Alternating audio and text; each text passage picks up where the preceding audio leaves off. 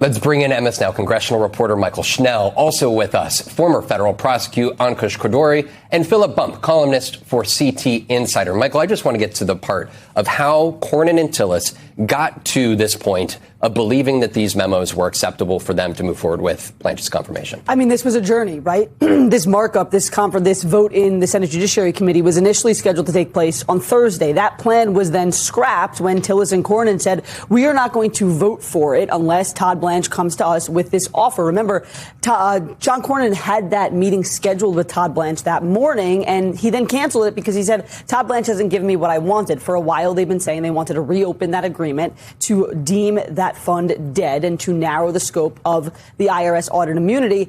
At the end of the day, they got a piece of paper that's signed by Todd Blanche that says it's dead, and then they got another document not signed by Todd Blanche that says that clarifies key parts of that IRS immunity deal. It's not exactly what they had asked for, but nonetheless, they are settling. The key question is going to be why. I can't get inside their heads. I'm going to be looking for them in the Capitol when they return to session. The Senate returns to session later today, but it seems to me like a tried and true Senate compromise where both sides come to the table, come to some sort of agreement that they can both go home and say that they won in some way. Cornyn and Tillis can say, I have a piece of paper signed by Todd Blanche that says the word dead and anti-weaponization fund, while Trump allies can say, well, the president and his sons and companies are still shielded from those audits. So we're going to have to see sort of the true thought process from Cornyn and Tillis when we catch up with them later today. But it's certainly a lot of questions left because, yes, the paper says dead, but for how long? Could they resurrect it in a different way? And then that immunity, I mean, that's not even a signed document. You'll be looking for both of them this afternoon when they return here to D.C.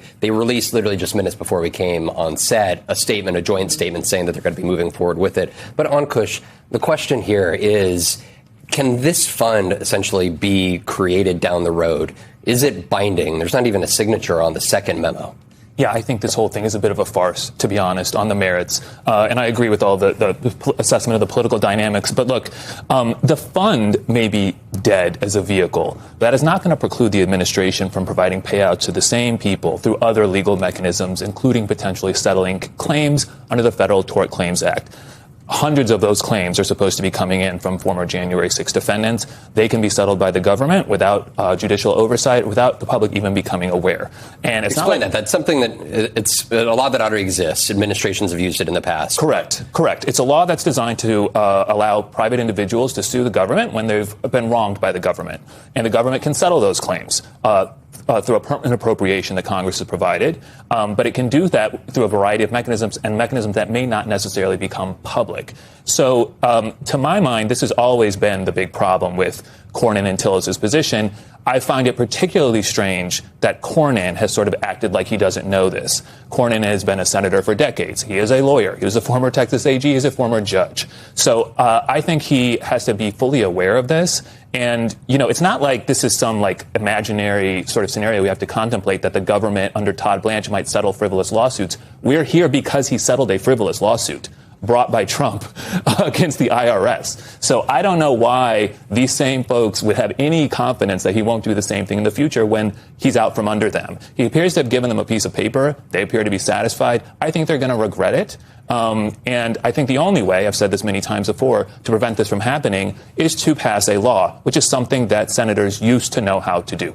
The idea that they would be passing a law on this front seems pretty unlikely here at this point in time. I agree for a variety of reasons, but I think that would clarify that the Republican Party writ large is not actually opposed to these payouts and that Trump himself is not. And to your point, John Cornyn and Tom Tillis don't appear to be introducing legislation to that front. And President Trump just last night said that he wants this fund to go forward here. And we should be clear also this DOJ IRS settlement. The settlement was not opened up. There was no explicit changes or the negating of the actual settlement itself.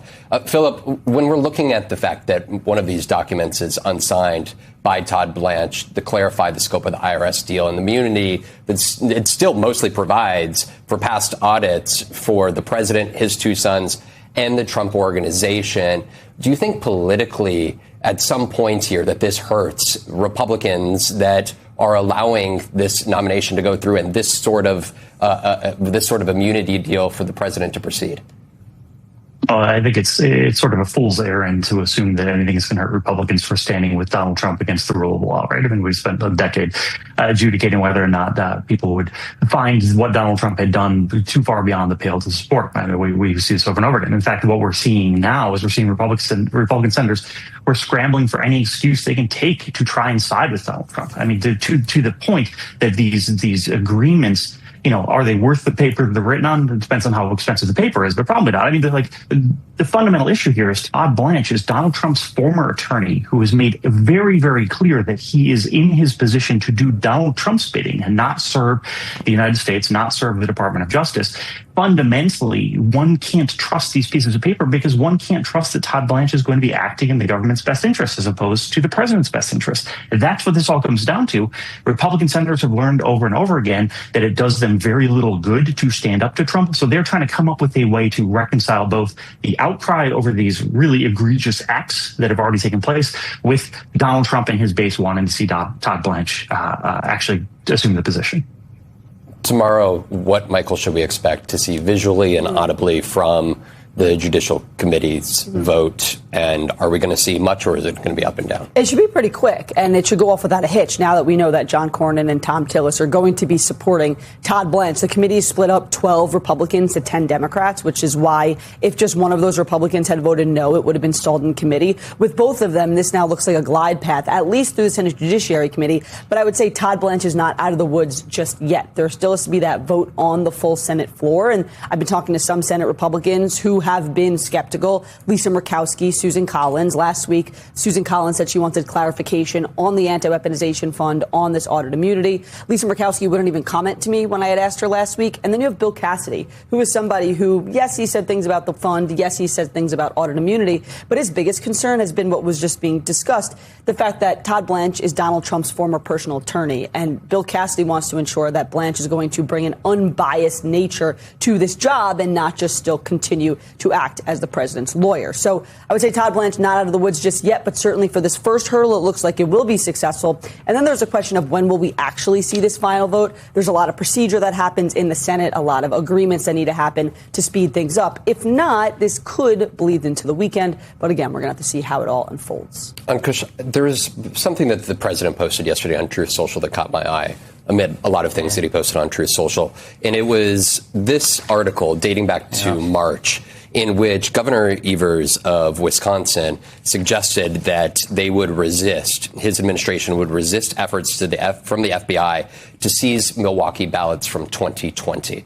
And the fact that this caught my eye 3 months out from the midterms is the fact that the president had the idea that state officials would actively potentially try to resist federal agents from seizing, whether it be 2020 ballots or potentially 2026 ballots here. Where do you think, when it comes to the conversation around potentially state officials suggesting that they may resist federal agent takeover of ballots, how do you think that these state officials should be mentally preparing for this? Well, look, there's been some reporting to this effect. They're trying to keep some wraps around sort of their plans, which I understand.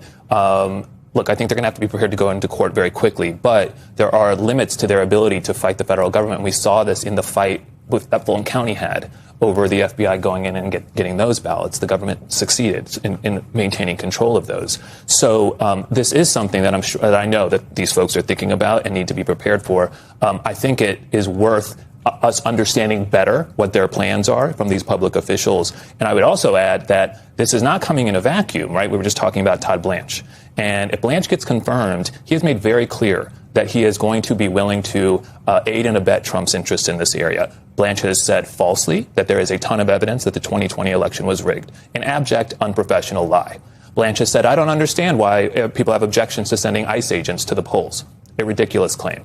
OK, so and he was in the audience for that speech that Trump gave about the supposed election interference from the other countries. So Trump is getting the guy in place who we should worry would be someone who would implement precisely the sorts of things that you're worried about. I think it's a question we continue to ask state officials. I talked to Nevada Secretary of State yesterday, who said, like Evers, that they would be ready to resist federal agents coming in and taking ballots. Real fast before we go, Philip, I want to make sure that we touch on the decision here by Jeanine Pirro, the D.C. U.S. attorney, to the motion to dismiss on the Reflecting Pool case against David Hearn, who they had made wild accusations against for having caused this damage here. And President Trump, it's worth noting this weekend, he wrote on Truth Social, I disagree 100% with Jeanine Pirro, the U.S. Attorney for the District of Columbia, on the Reflecting Pool. I don't know what she was thinking here. My very specific question on this is, if the president is breaking from Jeanine Pirro as D.C. attorney, is there the potential that some of his other picks, whether they're acting or confirmed across the country, begin to take pause at doing the bidding and trying to seek indictments on clearly false allegations that the president makes without evidence just because he wants them to? It doesn't seem that way. And it really bears noting that all of this up until Pirro's dismissal, and Pirro has she's Westchester County DA. She has an actual background here. Every step, though, that led to this was an abuse of power. The fact that they tried to supplant Donald Trump's false claims about vandalism, and they tried to actually prosecute someone in order to bolster those claims, that it was dismissed as good. Everything led up to it is bad. And there's every indication that we're going to see those same sort of bad outcomes elsewhere, regardless of what happens here.